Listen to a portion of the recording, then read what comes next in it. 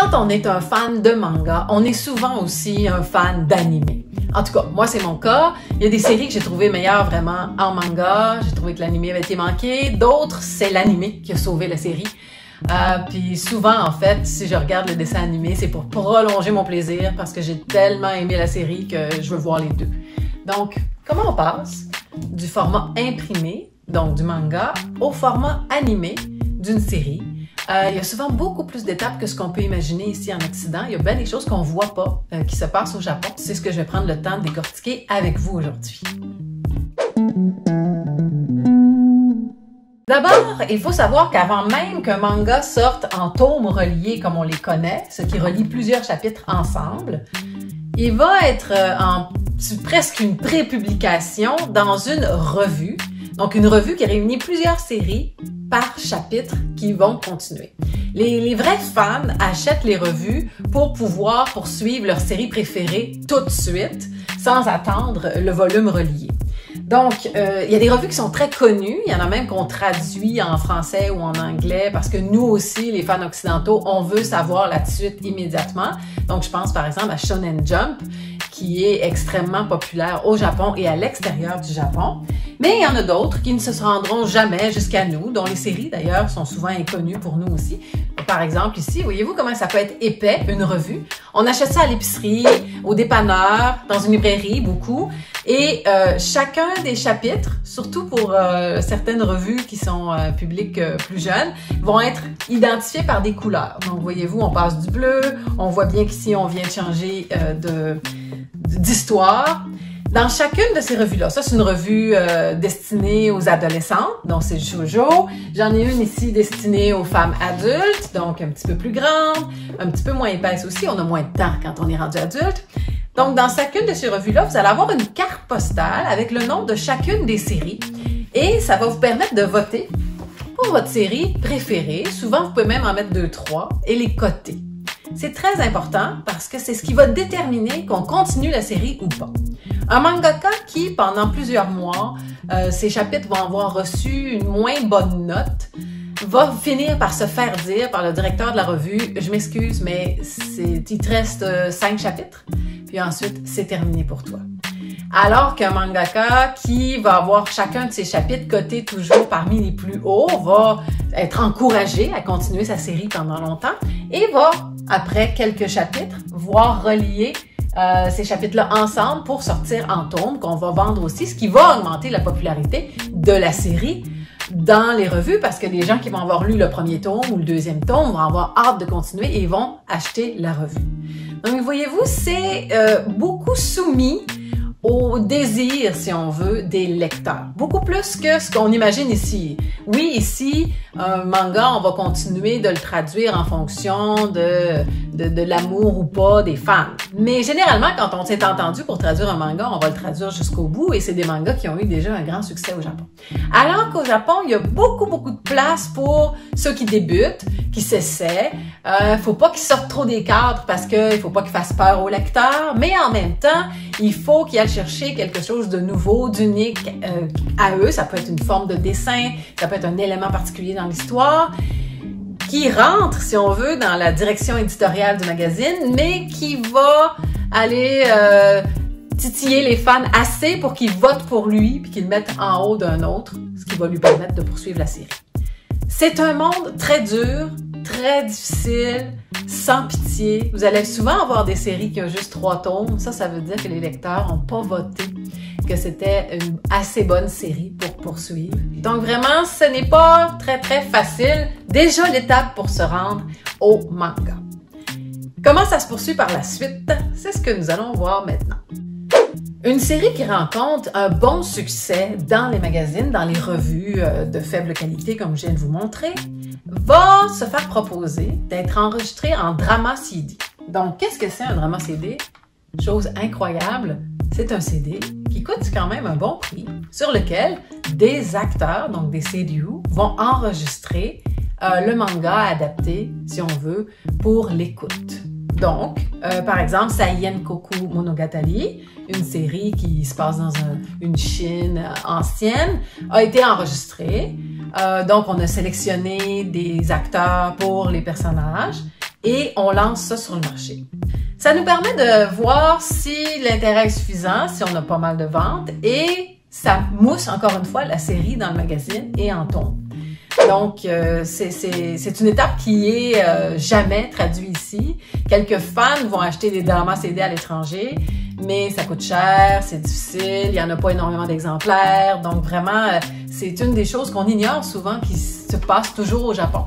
Donc, les dramas CD. Enfin, l'étape du dessin animé.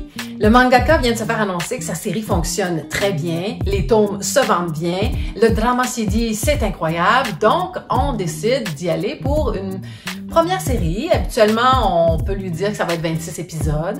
On va lui dire l'heure de diffusion. L'heure de diffusion va dépendre un peu du public cible. Donc, si on s'adresse aux plus jeunes, bien sûr, ça risque d'être le matin ou l'après-midi ou en début de soirée. Si on s'adresse aux adolescents, donc c'est plus un petit peu plus tard en soirée. Et si c'est pour les adultes, ça peut même passer à minuit la nuit. Donc, c'est pas nécessairement une case horaire qu'on souhaite, là, mais ça va dépendre vraiment de ce qu'il y a dans le manga.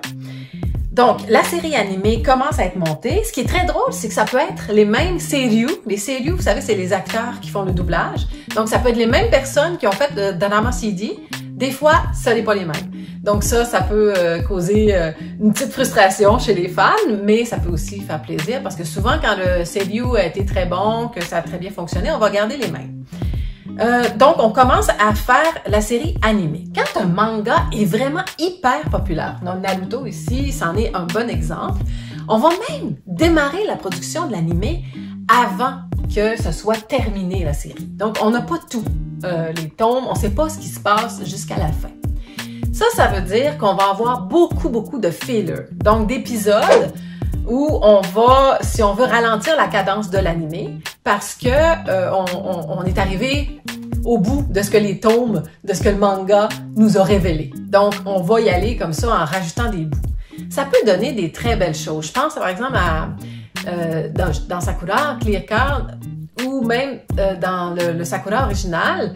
Je trouve que les fillers, ils ont même ajouté des personnages comme Mei Ling qui a apporté des choses de plus. Donc, ils ont rajouté des cartes aussi pour que ce soit plus long d'avancer tout ça. Donc, ça peut être vraiment très enrichissant, je pense, de regarder une adaptation comme ça d'un animé avec des bouts rajoutés. Des fois, on en profite pour vous raconter l'histoire passée d'un personnage. Donc, il y a des bons fillers aussi dans Naruto. Mais on va se le dire, il y en a plusieurs mauvais. Il y a des séries où on va attendre vraiment que ça soit avancé, puis on va faire patienter les fans. L'Attaque des Titans, on aimerait bien que tout de suite on ait les animés disponibles, mais ils préfèrent attendre que la publication soit bien avancée pour les sortir. Il y a des séries qui ont été tellement vite, qui ont tellement bâclé leur fin, qu'ils vont recommencer la série animée. Donc, si c'est vraiment une série qui est très appréciée, je pense par exemple à Fruit Basket. La première fois qu'on le fait en dessin animé, ça a été plus ou moins bien fait, surtout pour la fin, parce que on arrivait dans la publication, puis ils savaient pas trop comment finir tout ça.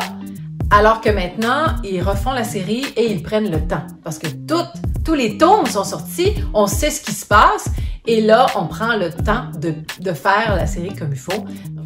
Donc ça, c'est la partie animée. Mais savez-vous que ça se termine pas là? Il y a des petites choses de plus qui peuvent se passer. Quand le manga est vraiment très populaire, on va essayer d'adapter la série en live, donc avec des vrais acteurs.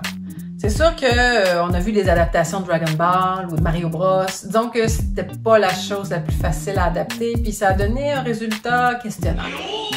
Mais pour des séries comme Chihaya Furu, donc on a fait 3 films de Chihaya Furu, donc vraiment un vrai personnage qui raconte l'histoire d'une joueuse de Karuta, donc des cartes, ça s'adaptait très bien, donc ça a été très bien fait.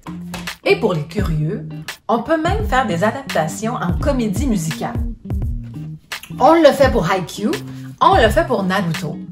Donc, c'est-à-dire que sur un stage, vous allez à un spectacle où les acteurs vont être aussi des athlètes, parce que vraiment, ils nous font toutes que des chorégraphies. Il y a des chansons et on suit l'histoire du manga.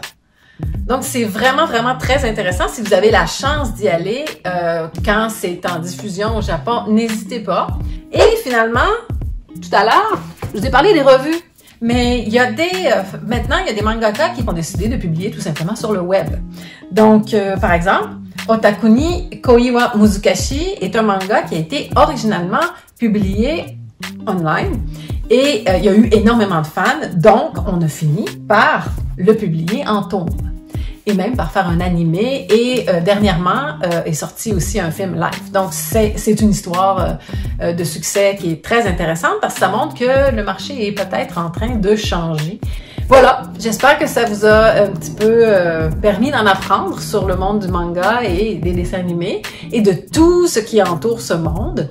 Je peux vous dire, pour ceux qui aiment beaucoup le manga et les dessins animés, que lorsqu'on va au Japon et qu'on visite une boutique de manga et de dessins animés usagés, c'est vraiment, pour moi en tout cas, la définition du paradis parce qu'on aurait le goût de tout acheter ce qu'il y a là-dedans, tout est à moitié prix en plus, et de le ramener chez nous pour par bateau, puis d'essayer de le classer ensuite dans nos bibliothèques. Vous voyez le dilemme.